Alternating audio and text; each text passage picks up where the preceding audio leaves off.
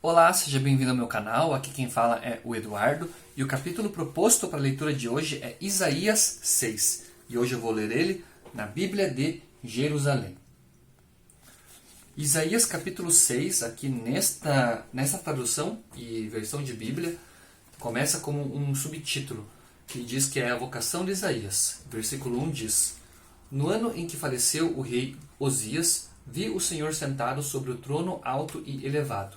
A cauda de sua veste enchia o santuário. Acima dele, em pé, estavam serafins, cada um com 6 asas. Com 2 cobriam a face, com 2 cobriam os pés, e com 2 voavam. Eles clamavam uns para os outros e diziam: Santo, Santo, Santo é Yahvé dos exércitos. A sua glória enche toda a terra. A voz dos seus clamores, os gonzos das portas oscilavam enquanto o templo se enchia de fumaça. Então disse eu: Ai de mim, estou perdido. Com efeito, sou homem de lábios impuros, e vivo no meio de um povo de lábios impuros. E meus olhos viram o Rei, Yahvé dos exércitos. Nisto, um dos serafins voou para junto de mim, trazendo na mão uma brasa que havia tirado do altar com uma tenaz. Com ela tocou-me os lábios e disse: Vê, isto te tocou os lábios. Tua iniquidade está removida, teu pecado está perdoado. Em seguida, ouvi a voz do Senhor que dizia: Quem hei de enviar? Quem irá por nós? Ao que respondi: Eis-me aqui, envia-me a mim. Ele me disse: Vai e dize a este povo: Podeis ouvir certamente, mas não entendereis. Podeis ver certamente, mas não compreendereis. Embota o coração deste povo, torna-lhe pesado os ouvidos, tapa-lhe os olhos, para que não veja com os olhos, não ouça com os ouvidos, seu coração não compreenda, não se converta e não seja curado. A isto perguntei: Até quando, Senhor? Ele respondeu: Até que as cidades fiquem desertas por falta de habitantes e as casas vazias por falta de moradores, até que o solo se reduza a ermo, a desolação, até que Yahvé remova para longe seus homens e no seio da terra reine uma grande solidão.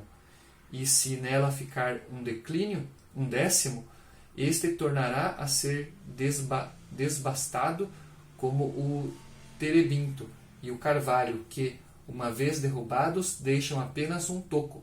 Esse toco será uma semente santa. Essa daqui foi a leitura de Isaías, capítulo 6, na Bíblia de Jerusalém. Separei aqui alguns comentários relacionados a este capítulo.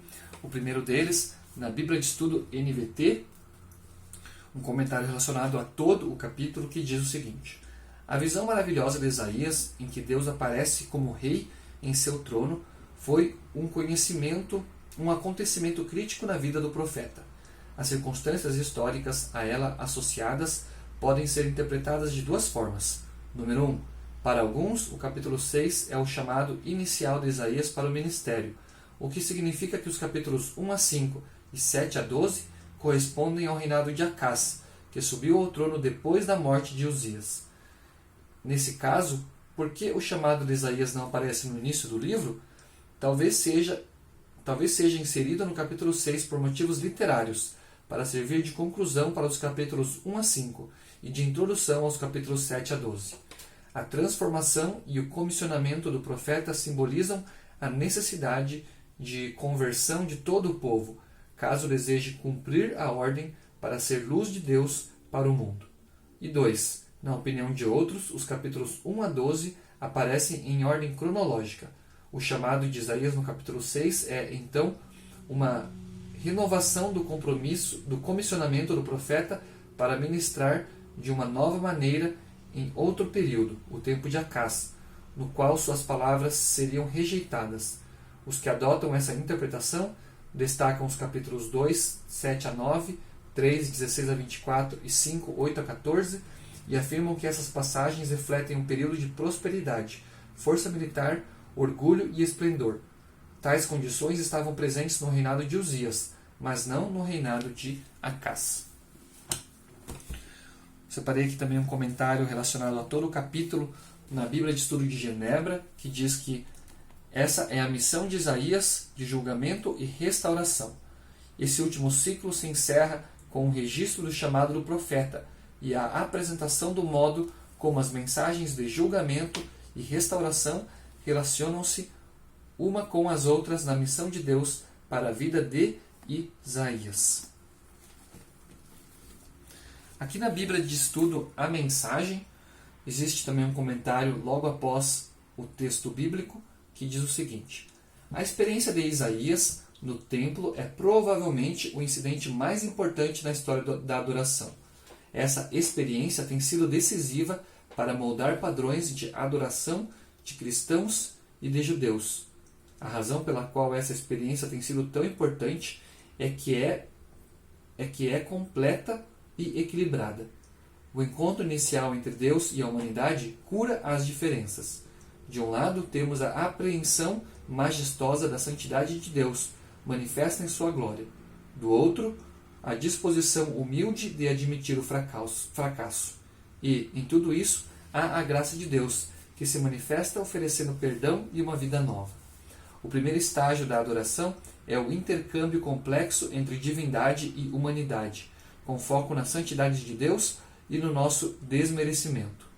O segundo estágio é o momento da fala de Deus e a nossa resposta.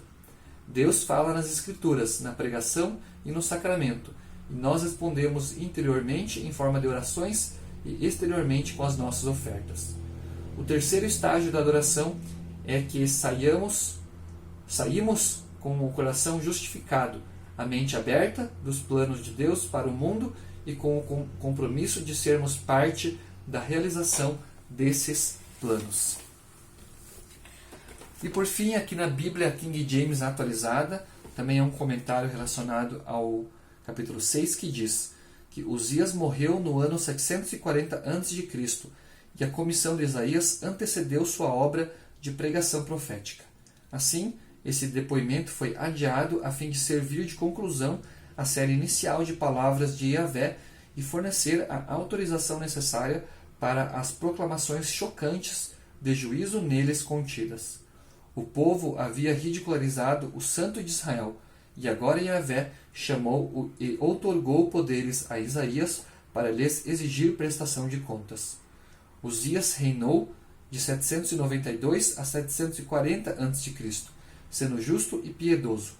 Quando insistiu em queimar incenso na casa de Yahvé, foi ferido de lepra, e assim permaneceu até o dia de sua morte. Era também conhecido por Azarias.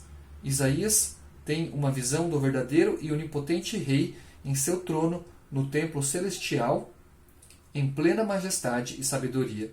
Os mesmos termos hebraicos são aplicados a Deus no capítulo 57, versículo 15, e expressões semelhantes identificam o servo sofredor em 52:13. A aba da veste longa e flutuante do rei é uma figura da absoluta realeza, igualmente representada pelas vestes do Filho-Homem em Apocalipse 1:13. O templo na terra estava diretamente associado ao templo celestial e eterno. A visão que João teve de Deus no seu trono foi semelhante à de Isaías, mais de 700 anos antes de Cristo. Relato de Apocalipse 4, 1-8. Essa daqui, então, foi a leitura de Isaías, capítulo 6, e também alguns comentários relacionados a esse mesmo capítulo. Agradeço por você estar me acompanhando, fique com Deus e até o meu próximo vídeo.